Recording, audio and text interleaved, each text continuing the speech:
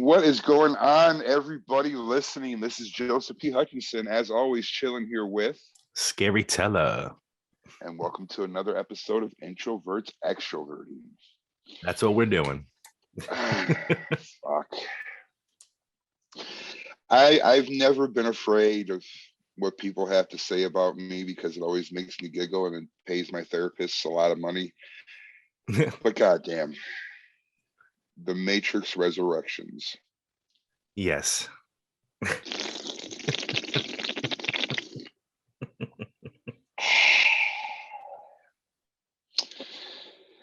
So that's what I have to say about in the short term. They're good God.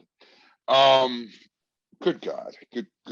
Good Lord, and all the heavens of all the creators. Why the fuck was this movie made besides the search for more money? Well, money is the only reason I could think of. Yeah, like I seriously stopped there for a second, like, what is there a reason that this was made? I mean, it's as an artist, I understand that we all have our own eccentricities, but that's why we also have people in our life that be like, no, you don't have to do this. Matrix Resurrections kind of fits in that boat for me, because it yeah, it's cool, but it's not good. Like, it's more of a meh.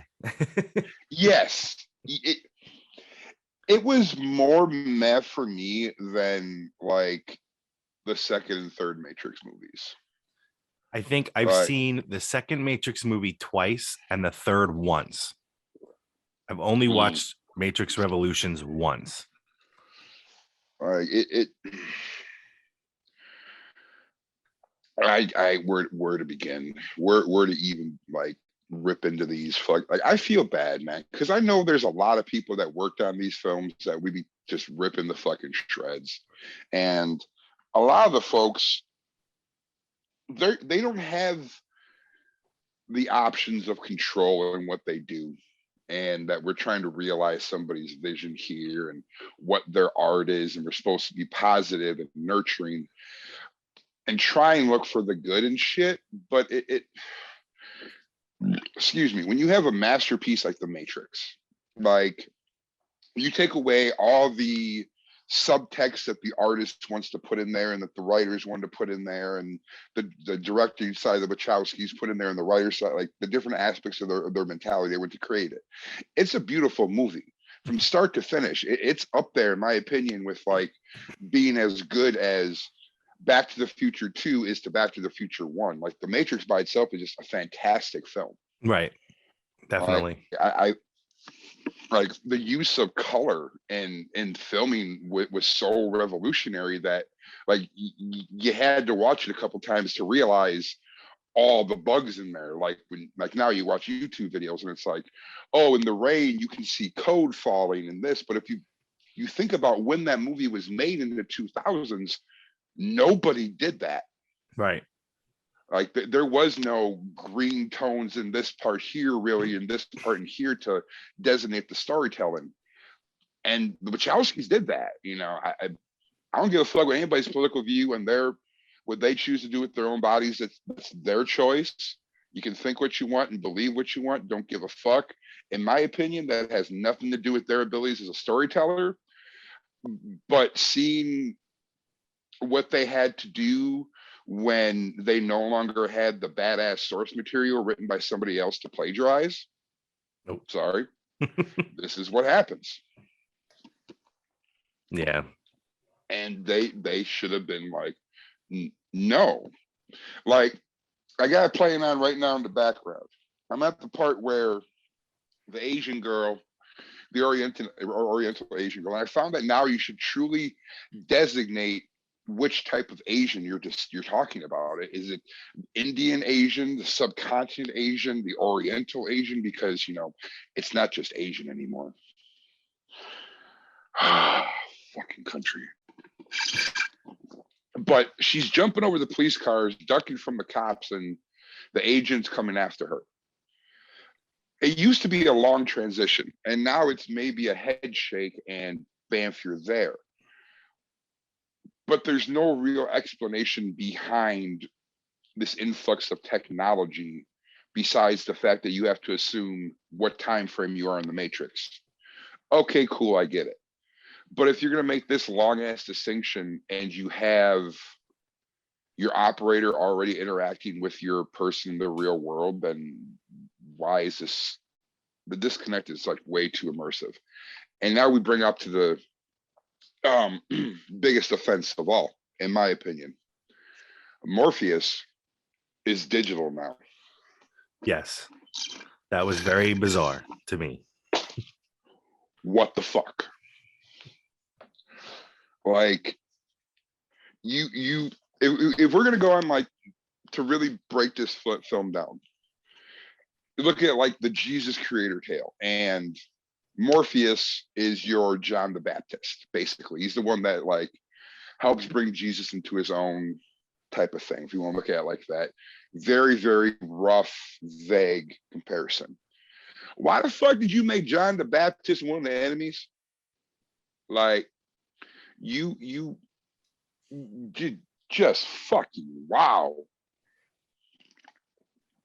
One of the baddest black men in all of film history, up there with Sam Jackson, Sidney Poitier, fucking Denzel. You take Lawrence Fishburne's badass character of Morpheus, the warrior in the garden, you make him a digital program that looks like something from Max Headroom in the real world, instead of letting him actually have a body.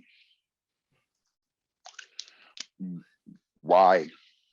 Like he was on loan from Marvel. He was the Sandman. Dude, for real, bro. Dude, yes. He made the Sandman from back in the day look good. Yep. Like, ooh, I mean, but like and it's like this movie just decided to go full on Disney and ignore all the previous canon before it. Like, Agent Smith was a program, came into the real world. He needed a body. And if you're going on like the trans tip, like all these movies are supposed to, then wouldn't it make more sense to give your agents the ability to be in another body? Yeah. Well, my main concern, my main problem with the movie, and I did enjoy it for what it was. I kind of turned my brain off for it. But the thing that bothered me the most is the constant flashes of the original movie. Yes. Like, they didn't need that. We know the original movie. Mm-hmm. Like, we needed to see him sitting down with Morpheus in the first movie with the red and blue pill, and then they had to keep flipping back and forth from now till then till now. It was like, okay, enough. It's the whole. It really seems like they came at. I don't remember which Wachowski sister it was. That Lana, I think, was Lana. The one that made this. Yeah, it was Lana. It's like they came at her with like, all right, there's big resurgence of reboots. I got $200 million.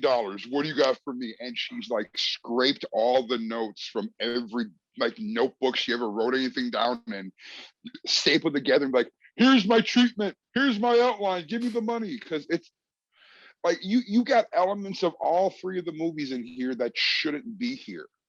Like excuse me. The operator in here reminds me more of like what Tank should have been. The original, I think his name was Tank, the original operator from Matrix. Yeah. The Asian guy who I think is whatever, the dude in there that wanted like $5 million to reprise his like secondary role in the other Matrix movies. Yeah. Yeah.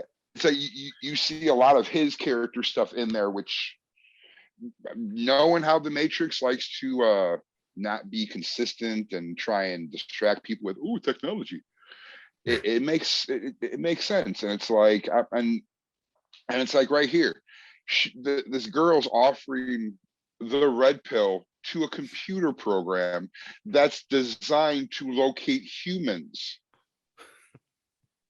Bro, you're not fucking human. Like, and I'm sorry for it to come out as that harsh as that, because I know a lot of people have like said that to trans people about, oh, you're not really this, you're not really that. It's like, this is where the physicality of it comes in. And it's like I think I figured it out. I really think that I figured out. This is like, she went undercover on the like the Reddit boards and the fan boards, and she started getting fan fiction. Oh, that's a good revelation. Because like I got it, because like, dude, this is up there with like 50 Shades of Grey and people thinking that it's good. Like Twilight fan fiction is what it is. Dude, for real. Like I'm watching the part where the chick's rescuing Morpheus, and now they've gone Alice in Wonderland with it by having the door, instead of the doors being in a consistent way where you walk through one doorway to get to the hallways behind everything. And now it's like, oh, you go through standing up and, oh, you're on your side now. Like the world became an MC Escher painting now. The consistency is gone. Well, just like the original Matrix movie, you didn't know where the hell it was going to go. This movie was so predictable. I was able to figure out everything that was going to happen. Oh, dude, yeah, like I knew it was fucking. They're doing the Trinity was going to be as equally as powerful as soon as she wasn't in the fucking first 10 minutes. Yep, exactly. Like she's sitting there studying Trinity, like, oh well, yep, that's a secret. But I was like, I left the movie thinking, wait, is she the 1-2 now, or is she the 2? She can fly. He can fly. They didn't explain it. I'm like, so this pretty much was the Matrix search for Trinity. That's what the movie was. Yeah. I mean, Neil Patrick Harris in here, anything he touches, in my opinion, is fantastic. As bad as this movie is, and we cannot deny that this movie is horrible. At least this is my opinion. This is me, how I talk. This movie is a dumpster fire, but it is a good dumpster fire. Like the amount of puns and jabs that it takes at itself, I dig. Because when you do a sequel like this, you really, really can't expect it to either be taken too seriously or at all. Like there's just something about the vibe from like Keanu Reeves and the rest of the cast that it's just they were executing somebody's vision, and that's it. Well, with Keanu Reeves, if you know, sometimes his acting is cringe. Mm-hmm. And there were certain parts of this movie I was like, oh wow, he really stepped it up. And then other parts he was like the same Keanu Reeves from Bill and Ted. It was like, what's going on? Yeah, I felt you. I feel you there. I definitely feel you there. Like they're here we're coming up on a cringe moment. When he first spots fucking Trinity in the damn coffee shop with his goofy white fat kid friend.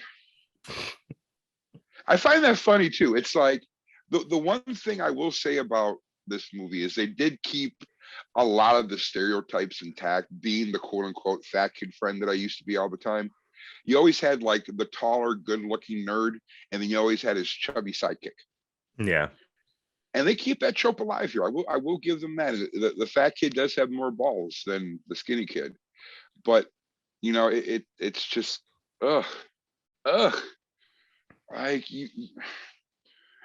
there's no like even in the first Matrix movies, as bad as 2 and 3 was, bad as those 2 dumpster fires were, there was at least some consistency within there. You know, if you forget the fact that here they are deep underground about to fight an army of machines, and they have no forward armor on their giant mechs.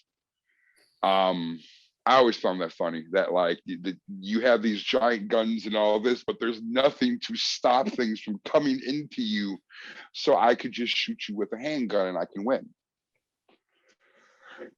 This movie gives that same vibe with parts like this, where it's overwhelmingly obvious that it's Trinity being surrounded by other firewall type programs, keeping anything at bay from Trinity being reached. I mean, it's just storytelling 101. You got three objects. You got the kids and you got the dad, bam, three walls around them, being protected. Yeah. And God. And just all these scenes where Keanu's in his office or sitting, and it's a sad Keanu meme. Like just as now, he's just sitting there looking down at his hand like, Keanu Reeves sad.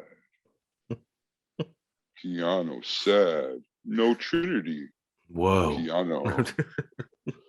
Whoa.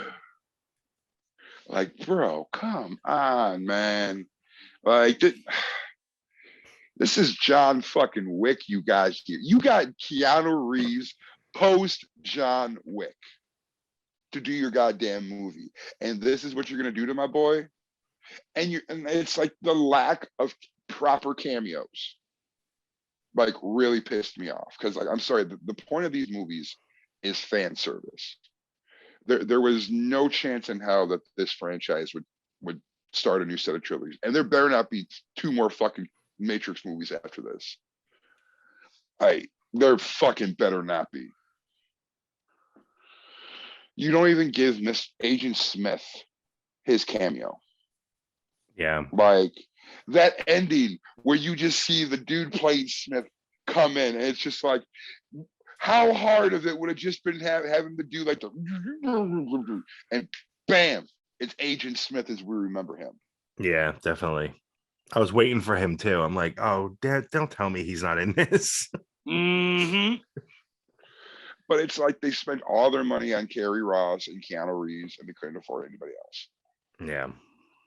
Or if they paid for the flashbacks, that's what they could afford. And it's just like, bro, y'all supposed to be, this is supposed to be badass and not some shady cop out of, we can't afford these people, so we'll just use flashbacks.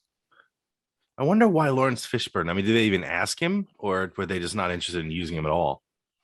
From what I've read, nobody they didn't approach him. Like, he said he was willing to reprise the character, but that's shit, man. Mm-hmm. Yeah, because I mean, I don't know him like that, but I remember when fucking it was Larry Fishburne going up on screen and fucking Gangs of New York and shit. Like, and now he's fucking Lawrence Fishburne doing his damn thing, and you don't want to have Lawrence Fishburne in there? Are you fucking nuts?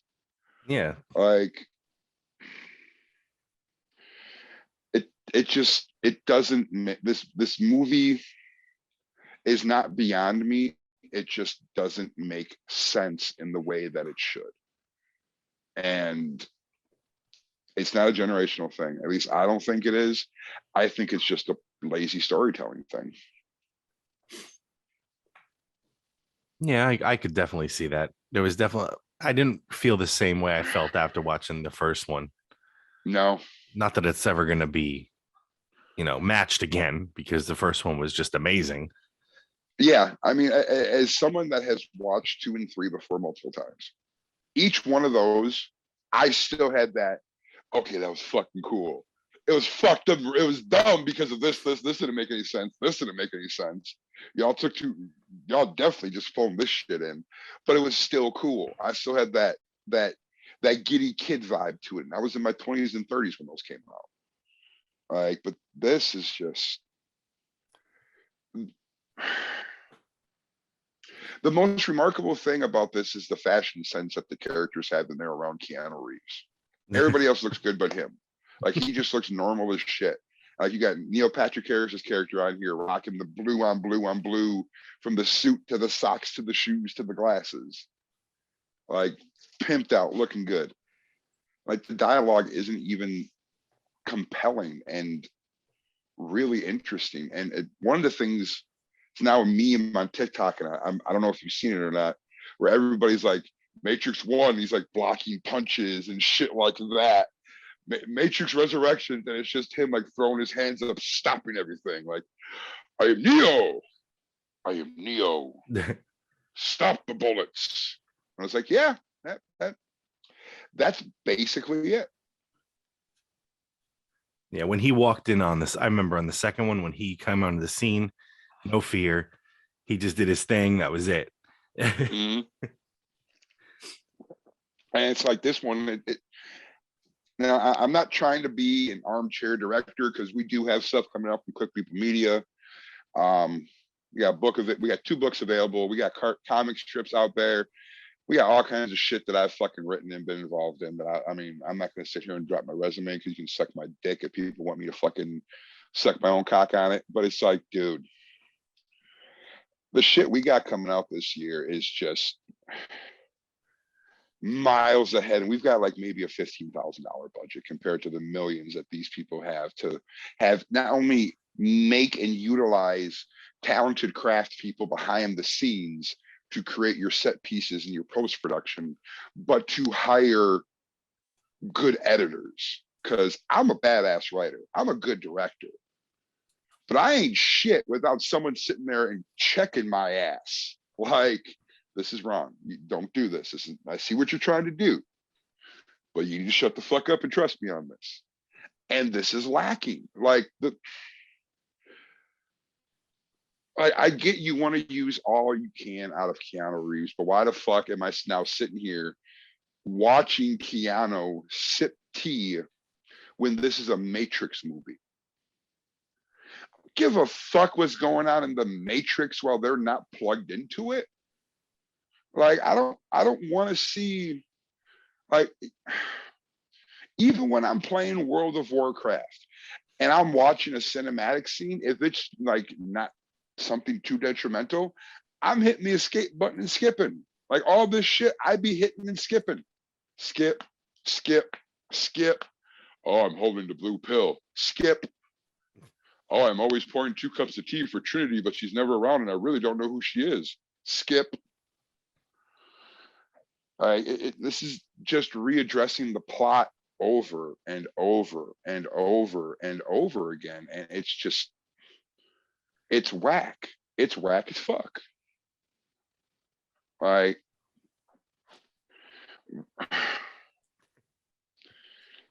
we don't need Neo to be broken back down into a humble guy. No, but like, why do you have Keanu Reeves taking a shit?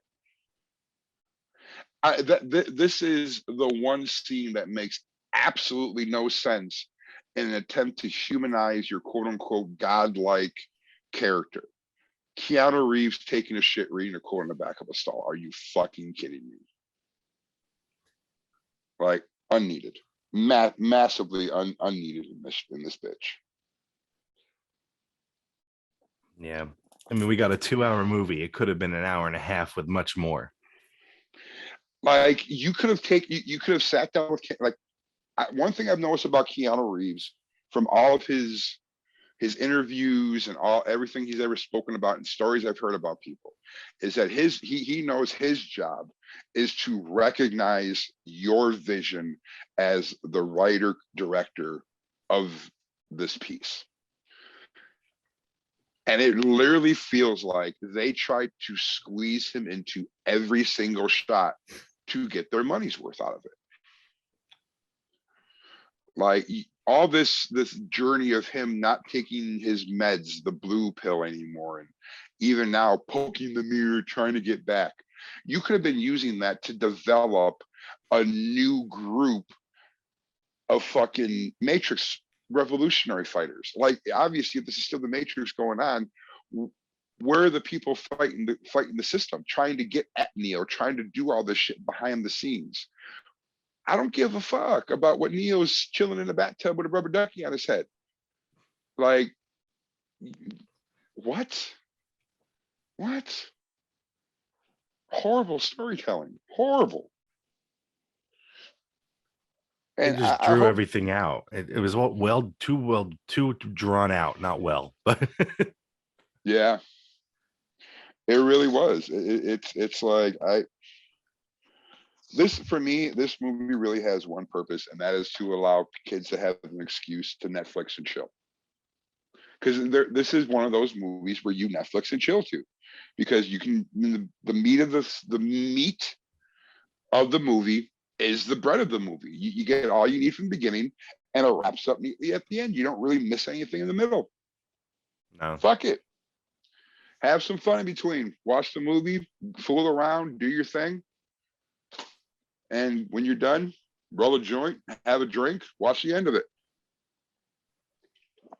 That's all it's good for. Like, I'm sorry,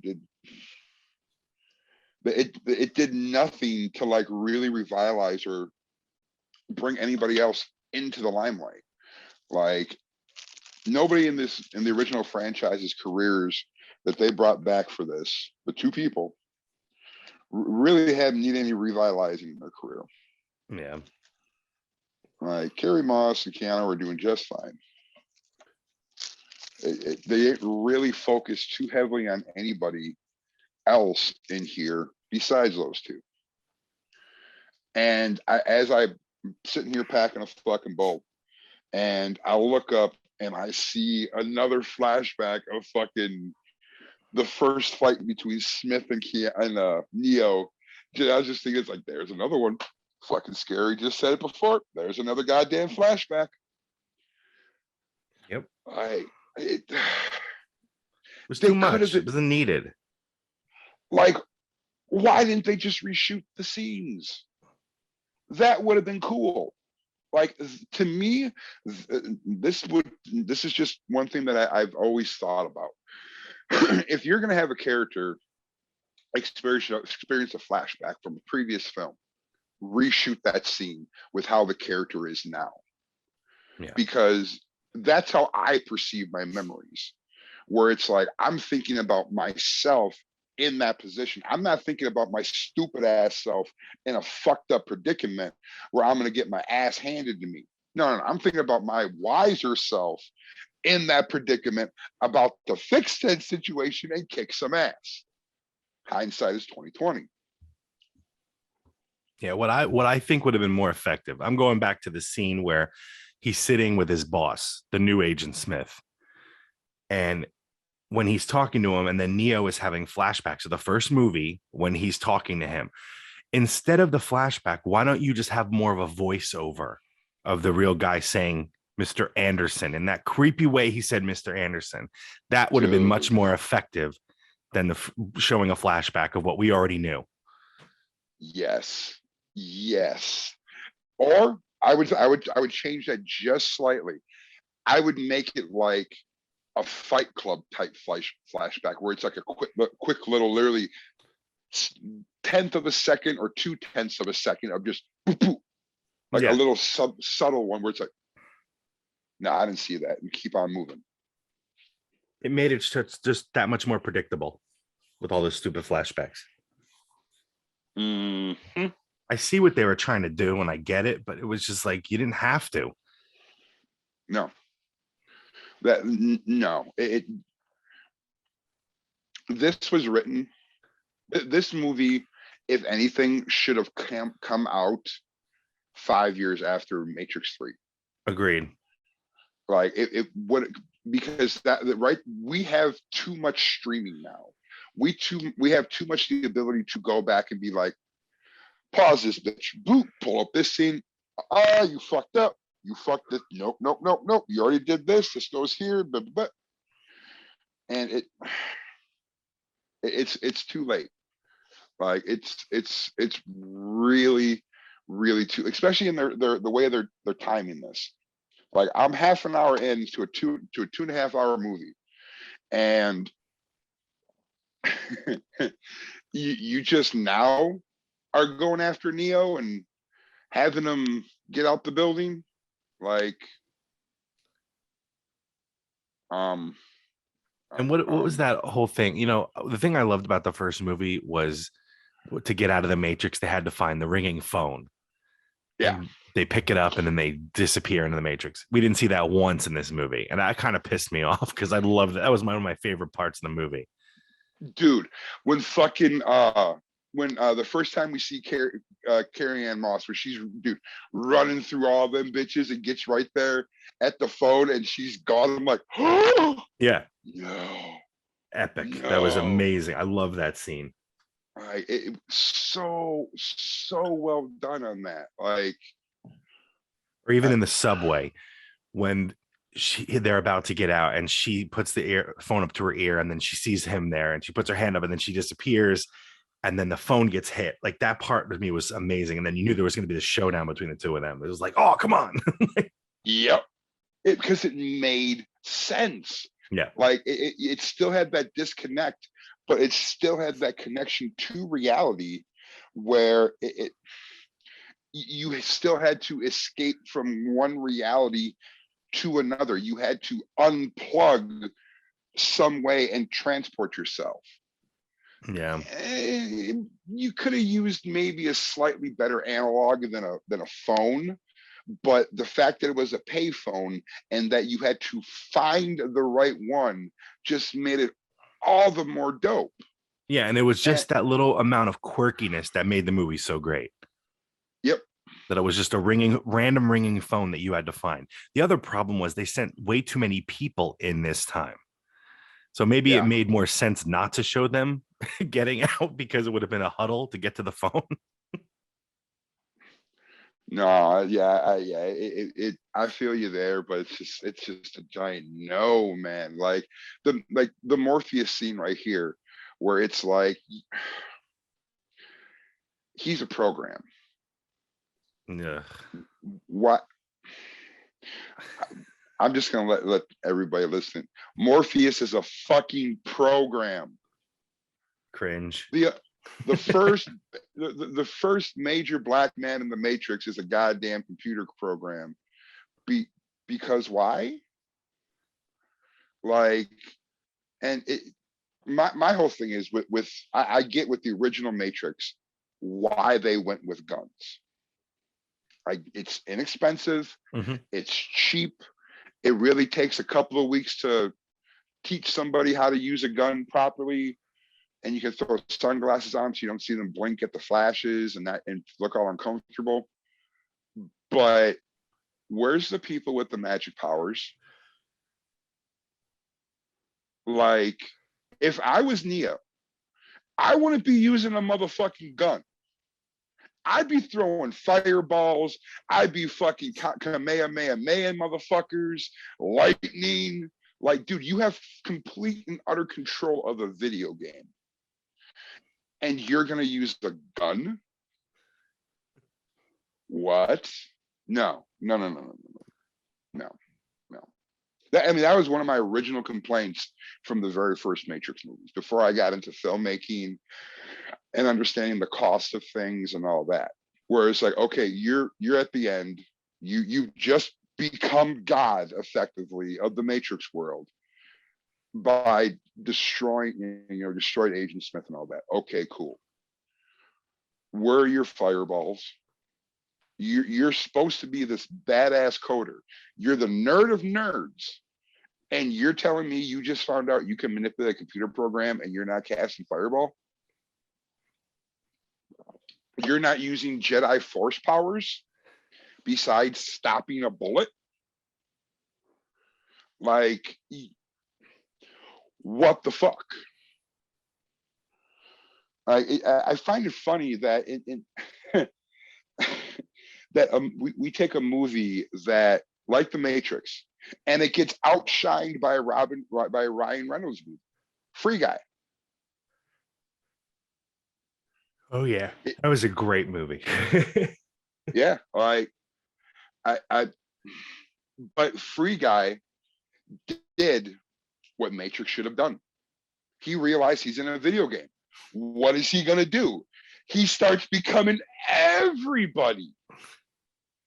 Like Captain America, Juggernaut, everybody. Why wasn't Neo doing this? Like, that is my eternal question. and will always be my question, because you're a god in a video game. Plus, you're supposed to be a coder.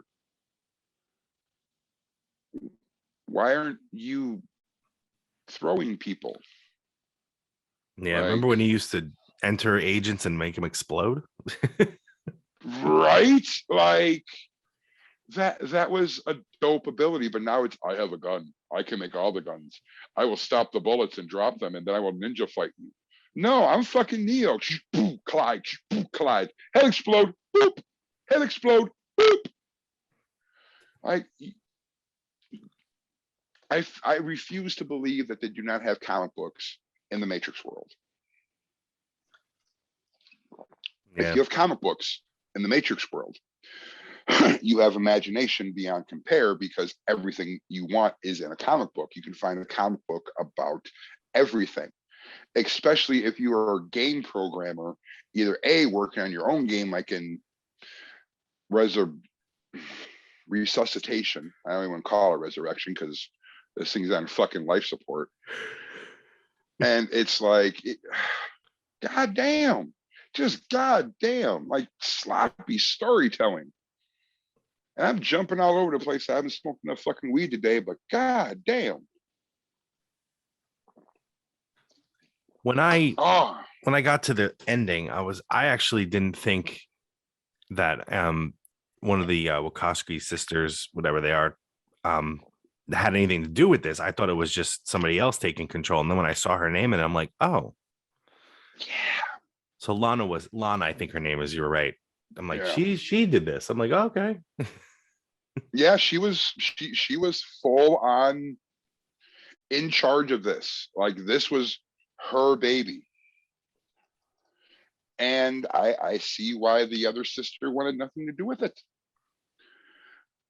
Because this is not a good movie. I mean, I've tried seeing some good in it. It's maybe she needs her sister to make it good. That's what I'm thinking. Like, because honestly, it felt like something was missing. Yeah. Like, as much as plagiaristic as the first Matrix movie was, and it was a giant ripoff of that one writer's work and her book and all that, which was goddamn fucking shame. It was at least a complete story. You didn't need the sequels. You had your entire roller coaster ride. And I'm just looking at this now with you making me think about the flashbacks. Do yourself a favor, just later on, whenever, watch him like about the 35-minute mark forward. He's up on the rooftop getting drunk and all like, oh, I'm emo Keanu. Yeah. They removed the green. Yeah, I thought it was just my brain, but yeah, I did notice that myself. I'm extra mad now. Like, I thought it was maybe just like my brain not picking up on it, but now actually putting an effort to noticing it. Like, I'm looking at I'm ignoring the main shot and I'm looking at the back windows, and there is no hint of green anywhere in the Matrix. Yeah. Like that.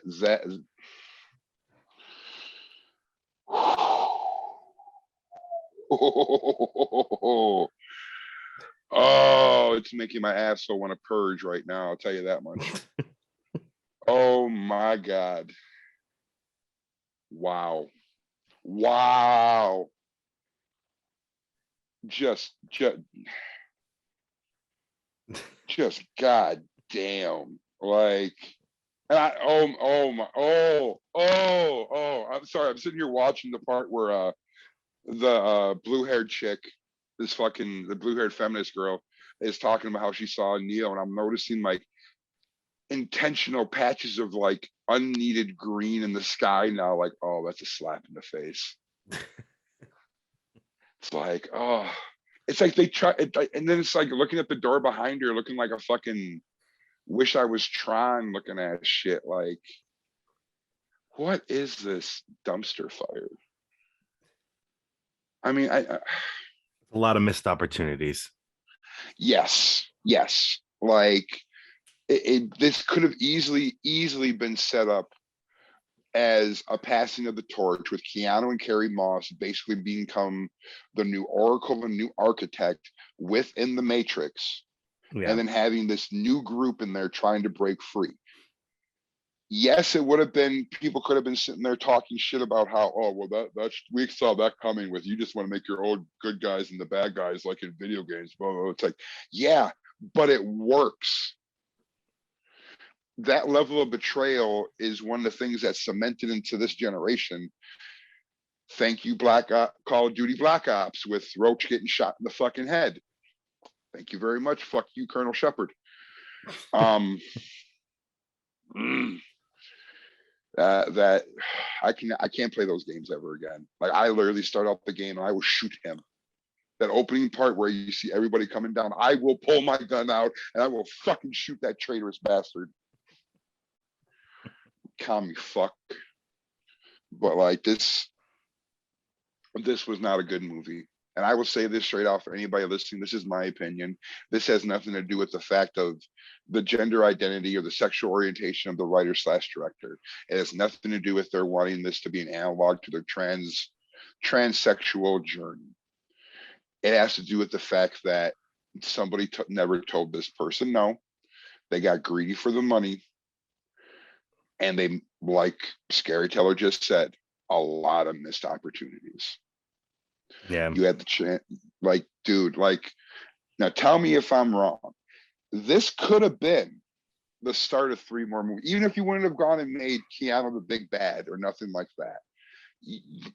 Do you truly think as well that this could have been the start of a new set of fucking movies? I do. Like, I mean, I can't believe I'm about to say this. Ignoring the Morpheus fuck up, because that is a giant fuck up, especially with as much background and fucking flashback as you have. There's just no focus on the new kids coming to get them in the Matrix, and that was the focus of the Matrix. Yeah. Right. I love that. That's like, you get, like, when Neo first comes out and they pull all the plugs out, I mean, he comes walking in, and that introduction scene, dude, that threw me back to like fucking God, with like first playing World of Warcraft, when you're like fucking, when I'm sorry to go full nerd on this, but when you first meet the assembled Horde alliance, the alliance of the Horde, the quote unquote bad guys, and you're getting introduced to each one, and I'm just like, oh, this is so immersive and dope. And then it's like, and then you find out that, oh, well, the people behind this, for them, it's an analog of their lives transitioning from this part of the person to this part of the person. Okay, that makes sense. You could see the art behind it. You could see them incorporating their own quote unquote personal struggle into a medium that broadcasted, at least in my opinion, properly. Right. That, yeah, you didn't go from man to woman. You went from battery to sentience. Love it. Where's the analog in the rest of these? Oh wait, here's Matrix Resurrections.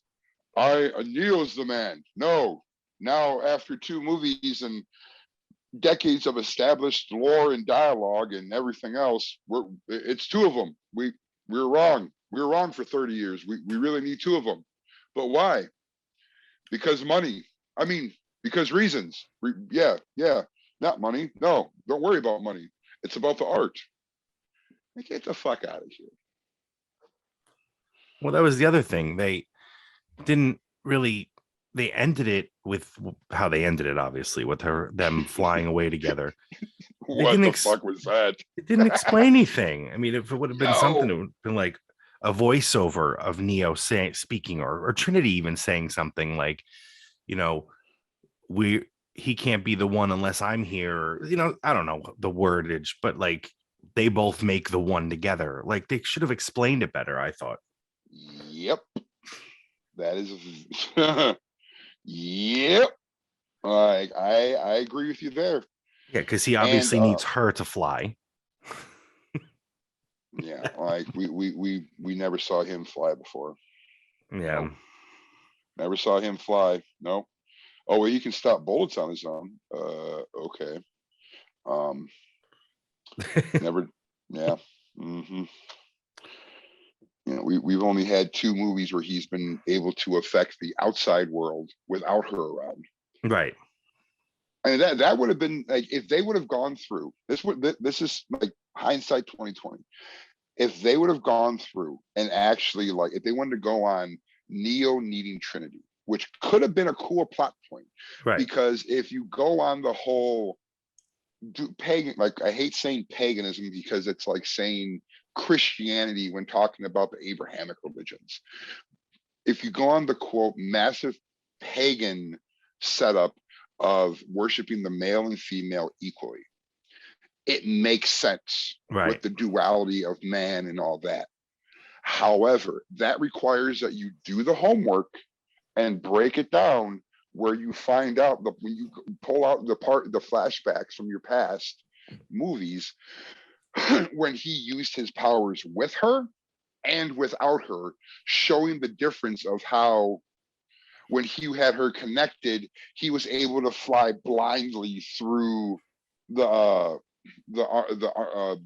machine city's defenses. He was able to electrify the squids in real life. You know, break it down, use what you have, recycle it back into your shit. Would have worked perfectly, but there was no deep dive into it. Right. It was just, oh well, I need an ending for this. Trinity's also the one. Yay, women. Like, no. Right. And that, honestly, like you said, it would have been cool if, you know, they explained it. Mm-hmm. Or like this whole thing, the swarm. You want to go Halo, you want to go full Halo with your movie. Okay, you got the Covenant, you got the humans, and now you got the Flood. Why aren't your agents teaming up with the humans they know that can defeat and take that? Like, it just damn. And honestly, and not even in a good way. The whole thing with the swarm, I thought was really cool. Yep. I think it. Again, it could have been done better. It was another one of those things like, why, like, this is for me. Why isn't this your main reason behind this movie? Like, that was the whole thing I dug about the first Matrix movies. All the main plots were secondary to the overall story of human winning, you know, humanity winning. Like, Neo becoming the one was secondary to humans not fucking dying in the first one, and the third one, and the second one. Right. Yay, dyslexia, putting them out of order. Yay. But like, just, yeah, and here we go. Oh, I'm getting out of the Matrix by going through the mirror. What? Right into your little pod. Like that. Have you watched your own movies? That's not how this works. That's not how any of this works. And of course, you have people being like, oh, well, she's the writer and director. She can do what she wants. You are very correct. You are very, very right. She is the writer. She is the director. However, as those that spend their money, we, as the consumer, have the right to be like, okay, while I respect and understand your vision, as I, who spend my money on this, won't. You can't do, like, just what, and then the whole, he wakes up and there's Trinity. Like, you, and that, like, it's like shit within the movie shits on itself. later on when they talk, like after this part when they're like, oh, we found that we couldn't have you guys together, otherwise this would happen. Then why the fuck do you have them 12 feet apart? Yeah. You're telling me you have the entire planet Earth to crop people, and you decide in your infinite computer logic to put them in peeing distance of each other? That's a good idea. That's what we're doing today. Like we're what? Look, Trinity.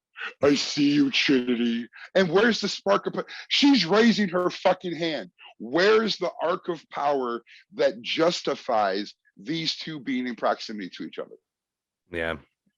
I have the special effects on my hard drive, on my external hard drive for my laptop that they use for the effects in this film. It takes all of 25 minutes to track and lock on a shot using Adobe After Effects, which is $30 to $50 a month for the regular consumer to do this shit.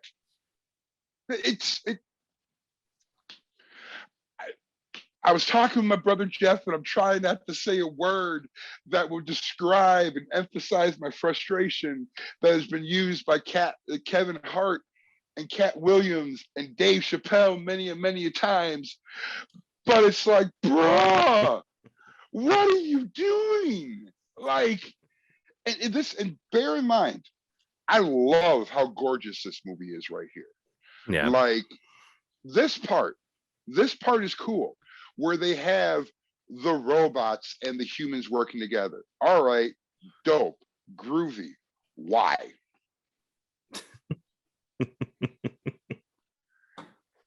Like, okay, so they can take down, nobody likes how Neil Patrick Harris is doing things. They want to usurp him and all this. Okay. You just ejected Neo from the Matrix and flew him to your ship that met you by the edge of the robot city where we know all that big bad evil Archie lives. Trinity was 12 feet away. There was more than one bug flying around. Please justify that plot to me. Yeah. Like you once again, another missed we need to put that on a fucking shirt. another missed opportunity. I like, dude, for real. That's like your catchphrase now, bro. Like, because I'm just sitting here looking, I'm like, there's another one and another one. Because it's like, dude, like the bugs, like the way they went from everything being attached puppets, which I get from the technology at the time, to how they're moving around now. Gorgeous, like just beautiful. Like watching that part where they were transporting Neo through there. Yeah. I watched that scene like 5 or 6 times. And for me, that watching that scene is up there with like watching a Star Wars movie or a Star Wars show. All the background detail is just amazing. Like you see robots pause, look up, scan the flying bug, and then go back doing what they're doing. Yeah. Like those couple seconds as a storyteller, to me, amazing. Well fucking done. You know, and it's a shame that so much detail went into the small while the big was ignored as well as it was. Yeah. And I'm sorry to say, but it just seems like a missed opportunity. Like it, and the casting is great. Like it's not like you had shit to work with because you couldn't afford like good people, or the people you could afford weren't good. This movie, it's got great fucking actors. The direction, editing, everything is gorgeous. It flows visually well. Storytelling, not so much. You know what it reminds me of? Did you see the new Ghostbusters movie? Not yet. Okay, then I'm not going to say anything because I just watched it. That's another video or another story here. Another podcast. Yes, another podcast. Definitely. God, I'm afraid. No. Listen, I don't know what your view is going to be on it, but I absolutely adored it. From everything I've been hearing, I have a feeling that I'm going to love it, especially the part where the few things I've seen, like the part where Winston's talking about everybody else in the Ghostbusters. Mm-hmm. I personally, I love that because, in my opinion, Winston's one of the best characters in there. I know. I love agree. Winston. Yeah. Just how he, like, him walking in there and they're asking him all these questions, like, look, if it comes with a steady paycheck, I'll believe whatever the hell you want. I'm like, I like him. Yeah, well, like, I'm going to tell you this, not without giving anything away. We all know that the originals are in it. Yeah. That's already been established. It's already been talked about. It was one of those things where, how do I say this? One of those things where I thought I was going to want them more, if that makes sense. But you had them enough in there? They were in it enough. The story itself was so good that their cameos weren't like, ah, really? That's it? I thought it was so well done.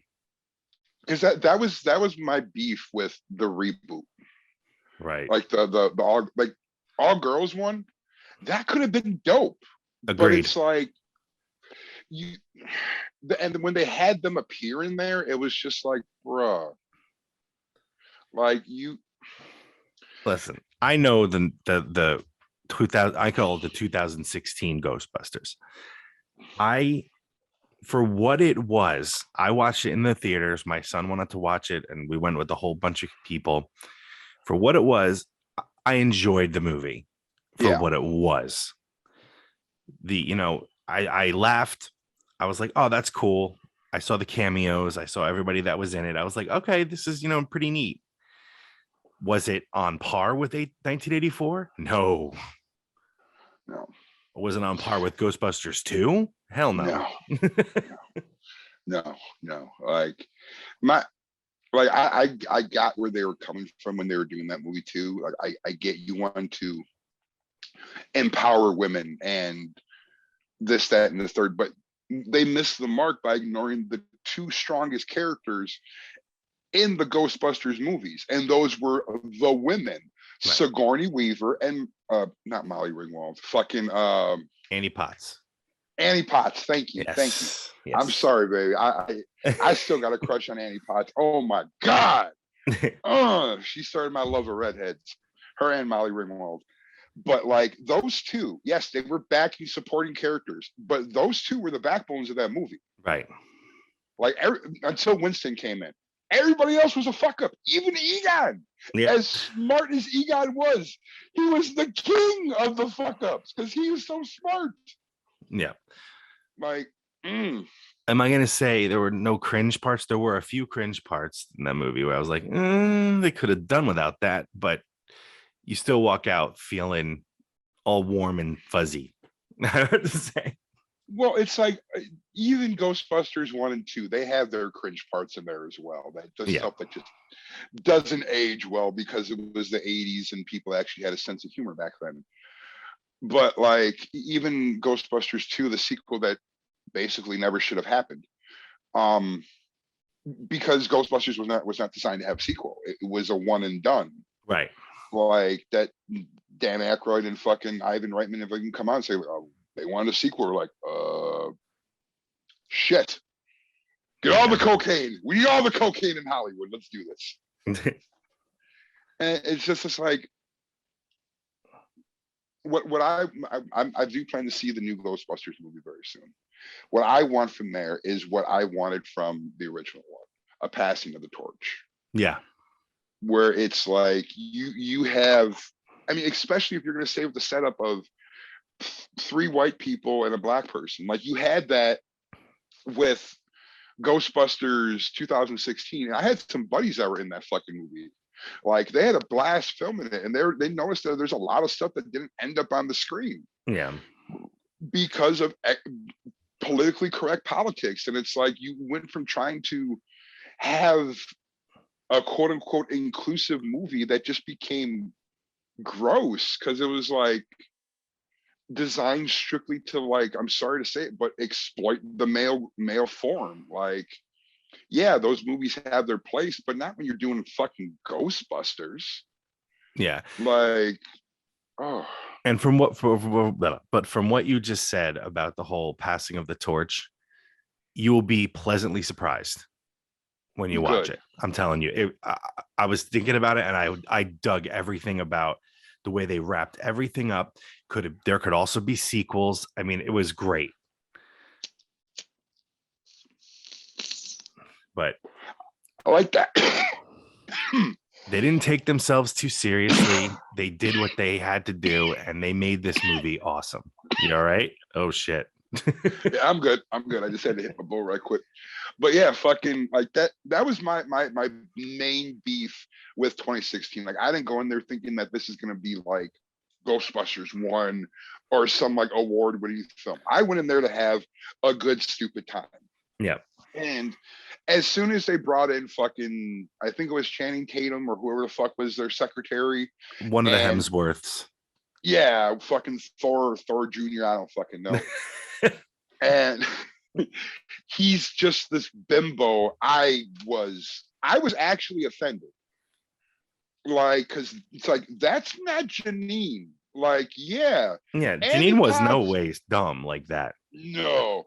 Like, even in Ghostbusters 2, where she's fucking hitting on Rick Moranis' character and trying to get some dick, it's like, for me, that's not a slut. That's not a whore.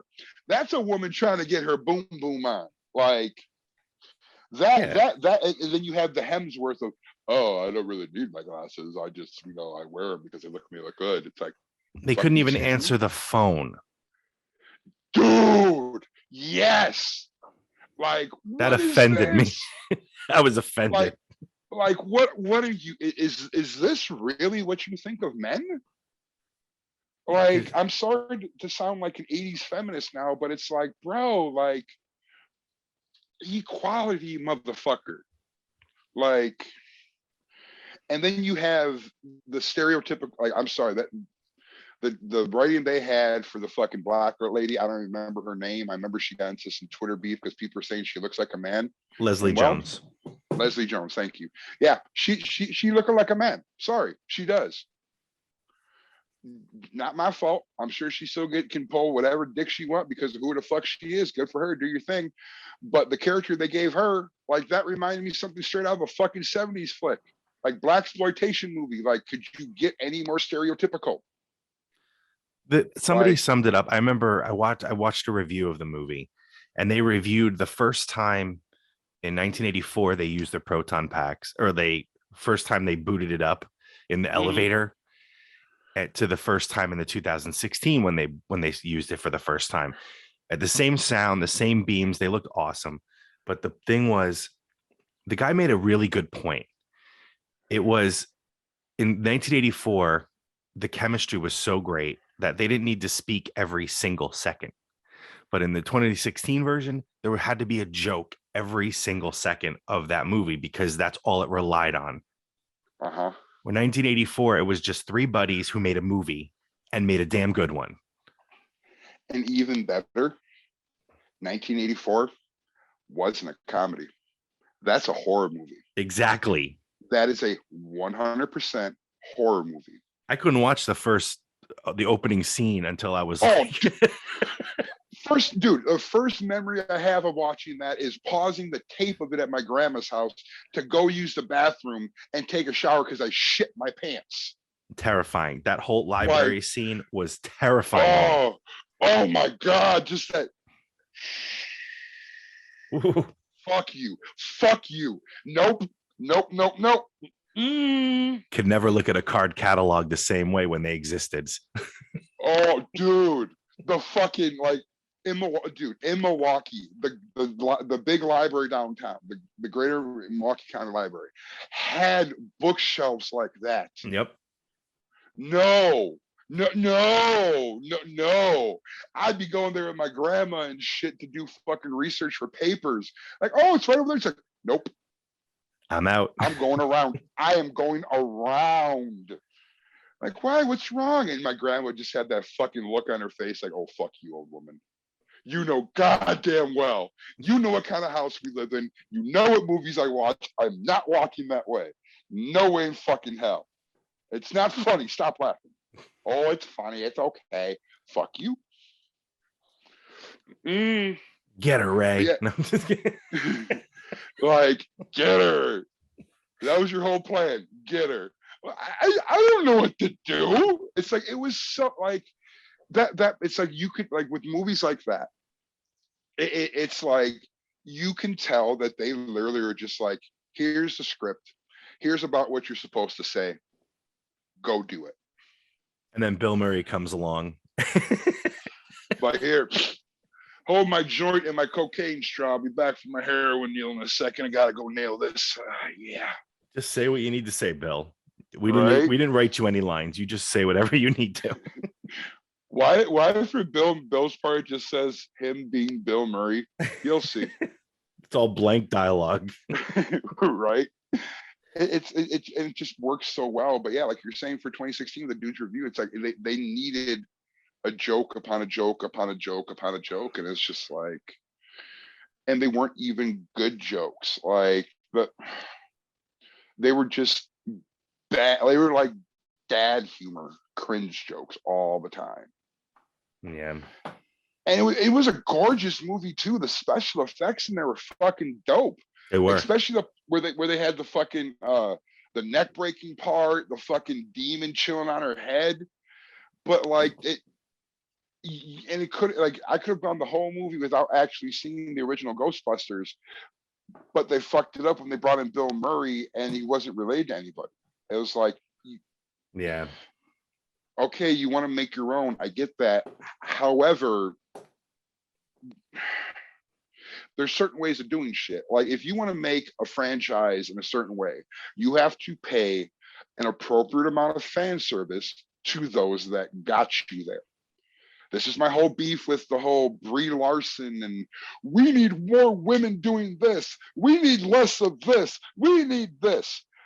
First of all, what you need to do is shut the fuck up, because if it wasn't for us, quote unquote, men sexualizing these women and this, that, and the third, you wouldn't have a motherfucking job, because we're spending our money on this to see this mixed in with awesome storytelling. It's a combo. Why do you think men in comic books are drawn the way they are? We don't fucking look like that. I ain't got no goddamn six pack. Like, I ain't trying to get no fucking Colossus, fucking Cyclops 18 pack looking like Tom Holland and shit. Like, I don't expect my girl to be sitting here looking like fucking Angelina Jolie or fucking the chick from fucking Sin City and the goddamn cowboy shit, giant around and looking all naked. It's fantasy. It's unrealistic expectation because we know it's fake. Right. But I don't mind seeing it on screen. Like, women don't mind seeing Chris Pratt and fucking Guardians of the Galaxy looking all fucking ripped up and shit, all just fresh from the shower. There's no real reason for that besides straight women dollars and gay men dollars. That's it. That's the only point to that. But it's done right. It's not just placating to a specific demographic of, oh, we need to bring in the ladies, so we'll just have Chris Hemsworth walk around with his shirt off all the time and bend over and look manly sexy like they did in Ghostbusters 2016. It didn't work. Like, you want to, like, the same thing with people's beef with fucking Rey in the new Star Wars movies. Like, oh, well, Luke Skywalker did that. Well, first of all, Luke Skywalker was a motherfucking original character, once again, from a movie series that had no plans of being a sequel. So there was no plans. Rey, on the other hand, was a character already established in a real and functioning fandom that required a backstory to fit in, like they gave Luke Skywalker over the course of movies and TV shows. Right. And it's still developing since he's the main MC. You need depth. You need why. Because the people that are going to continue to support your fandom need a why, they need a what, they need a how, they need the details, they need the depth on top of the skin surface fandom that they can make somebody their waifu. Yeah. Right. So anyway, so before we wrap this up, because it is getting that time, I wanted to start something. I think we should rate the movies from 1 to 10 that we've covered so far. Okay. I'm about that. So the first movie we've reviewed, or you pretty much reviewed, I just sat side shot for it, was Dune. A 1 out of 10. Obviously, 1 being the worst, 10 being the greatest. What do you rate it? Overall, I'd give it a 5. 5? I give it a 5 out of 10. From the parts I saw when I wasn't sleeping. Sorry. You're good. I'm gonna say 6 from what I saw. Yeah. I'd say it's one of those. It's enough of a B- to not be a C+ type of thing. If it wasn't Dune, I'd give it a fucking 10. It was gorgeous, scripted, it flowed, but the fact that they tried to use Dune, or that they did use Dune and they fucked it all up. I couldn't agree more. That's not Dune. They shouldn't have done that. Dune, they should have just no. Yeah. And let me ask you this now, since you were the next movie we did was Halloween 2, The Search for More Money. On a scale of 1 to 10, since I pulled a U on that one and slept through it, what would you give the new Halloween movie? Okay, what I would give the new Halloween movie, it'd be 7 out of 10. Okay. I don't think it was the perfect movie whatsoever. I think there were definite problems with it. If I heard Evil Dies Tonight one more time, I was going to bash my head in the friggin' wall. But and the scripting. I'm sorry. It's so true. I see what they were doing, but they didn't need to say it every fuck the minute.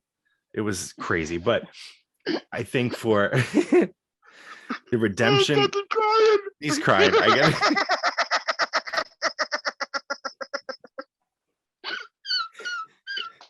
This is so right. Evil Dies Tonight. Oh God. I like the redemption of Karen from the first movie. I like the redemption of Cameron. I liked some of the stuff they did with the legacy characters. I didn't like some of the things they did with the legacy characters. I loved the Big John, Little John character, but I can't give it a 10 out of 10. No way. That's Halloween 1978. That is a 10 out of 10, that movie. Yeah. But this one was definitely, I'll give it a 7, solid 7. I can see that. The parts I saw, I feel you. I can see why I can get such a high rating. Like, yeah. I'm afraid to ask. What's your rating? From what I've seen, 2. Okay.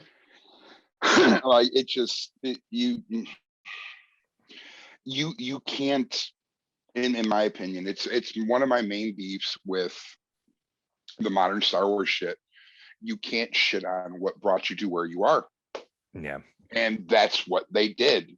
Like, you straight took a giant dump on millions of dollars, hundreds of millions of dollars that kept your franchise alive to be like, no, it didn't happen. This is what really happened. Because this is what really happened. And I say this is what really happened because I have a great sense of humor and I know how to tell a story.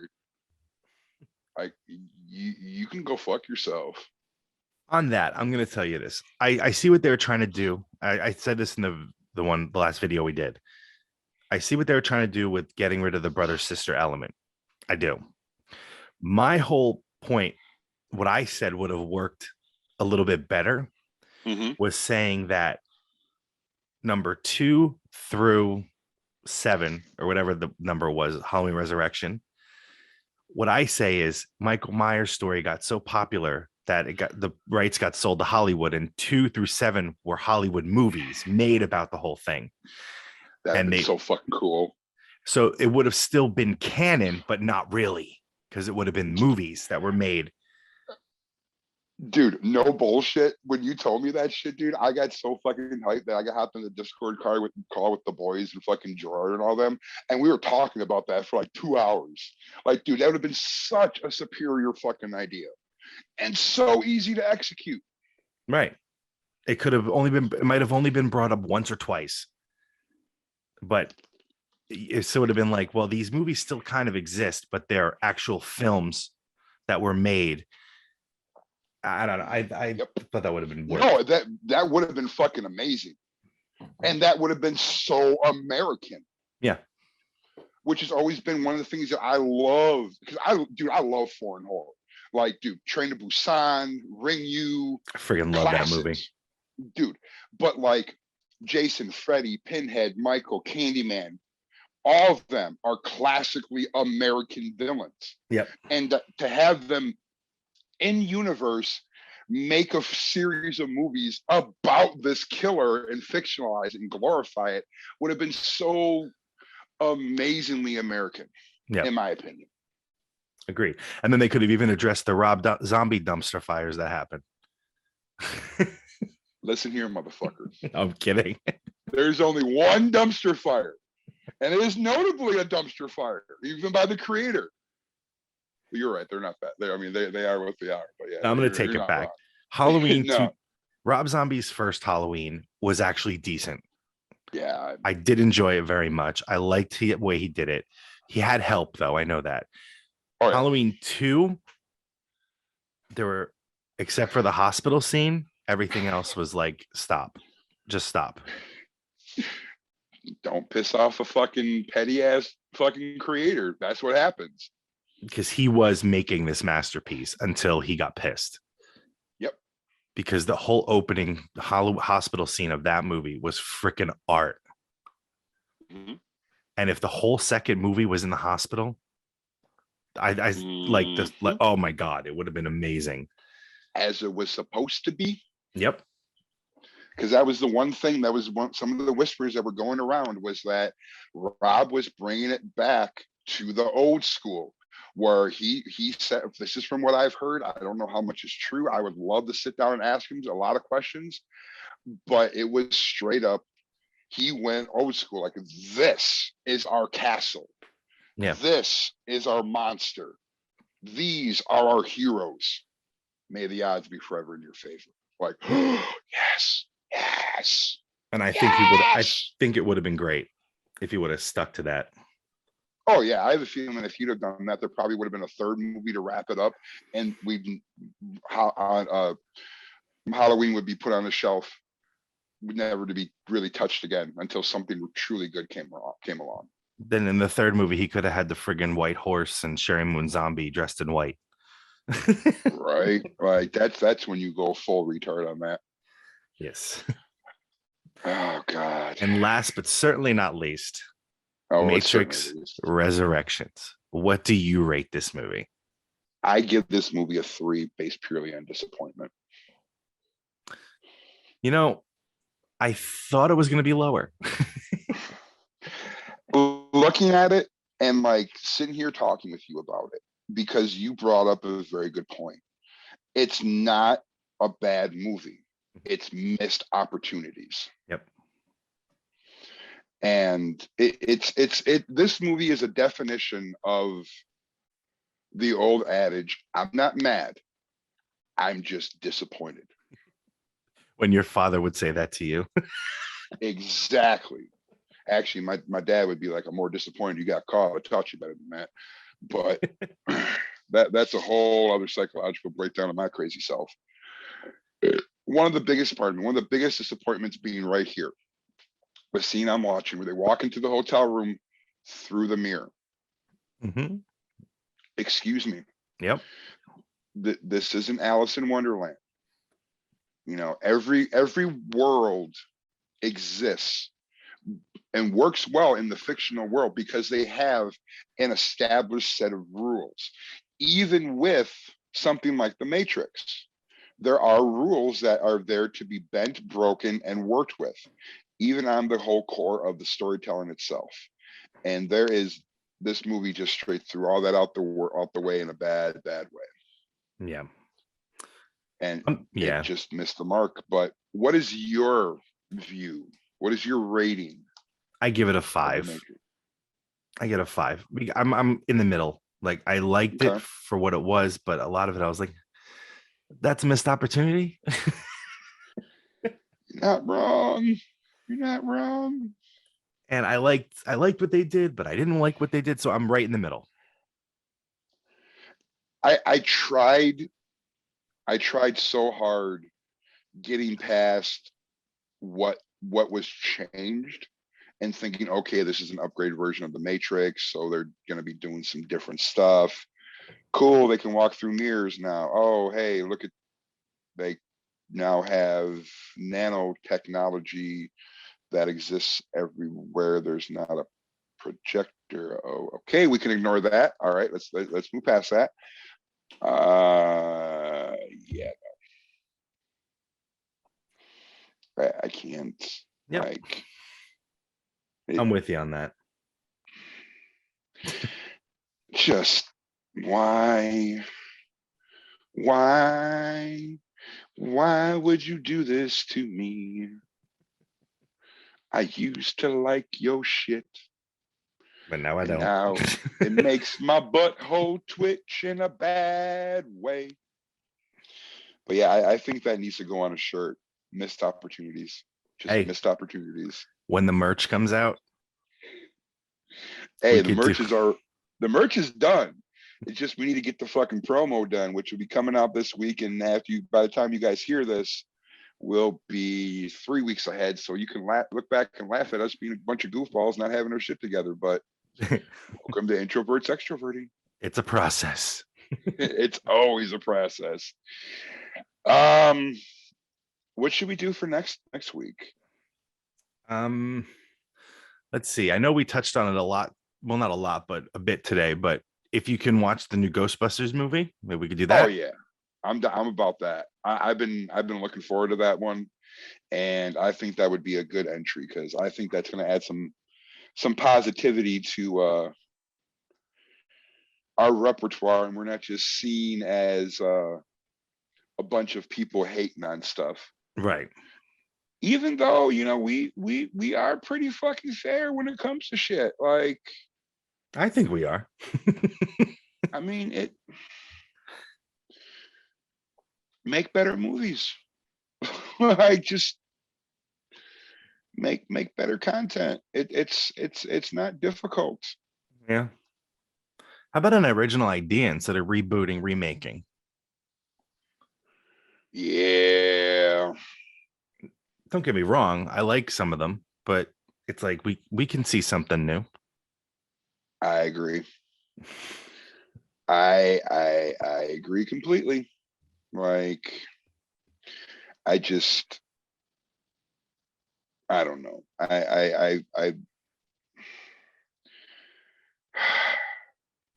Now I'm a little worried about watching the new Ghostbusters movie, but I will definitely be checking it out by next week.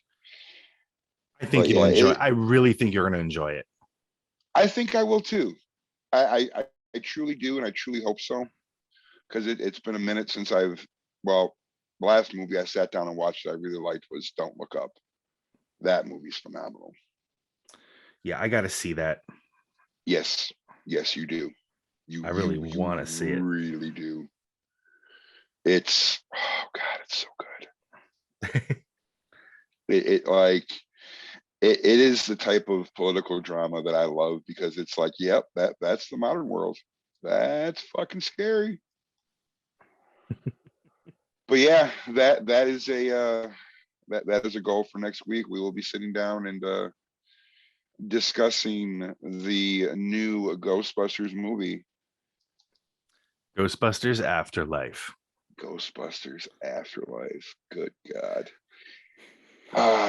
Well, kids, thank you very much for tuning in to this episode of Introverts Extroverting. My name is Joseph P. Hutchinson, and as always, I am with the Scary Teller. Thank you very much, and y'all have a good night. You guys take care.